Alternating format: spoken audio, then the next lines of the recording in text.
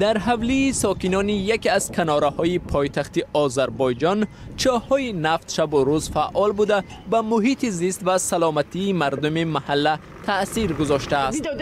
ببینید نفت در روبروی خانه‌هایمان است. بویش به ویژه صبح دهشت‌آور است. فکر می‌کنید که در زیر آب زندگی می‌کنید. نفتکشی از چاه‌های نفتی منطقه سبونچوی شمال باکو در دوره شوروی آغاز یافته است.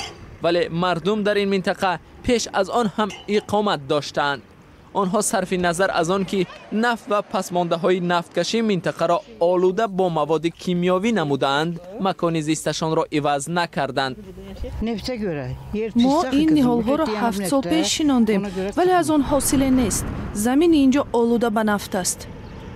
ساکنان محله از بیماری‌های راه‌های نفس و درد بغم شکایت دارند. آنها میگویند که احتمال سبب بیماریشان محیط زیستی ناسالم است.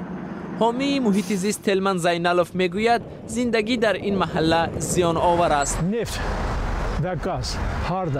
زندگی در اینجا غیر قابل قبول است. میزان رادیاسیون از استحصال نفت و گاز منطقه خیلی بلند است. در اینجا زیستن ممکن نیست.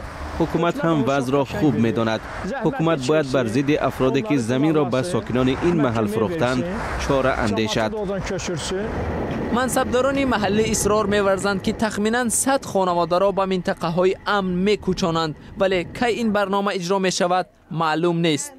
در این بین شرکت دولتی نفت سکر برنامه پاکسازی منطقه‌های آلوده کنار شهر باکو و نیم جزیره آبشاران را شروع نموده تا کنون 10 هکتار میدان‌های آلوده را پاککاری کرده است.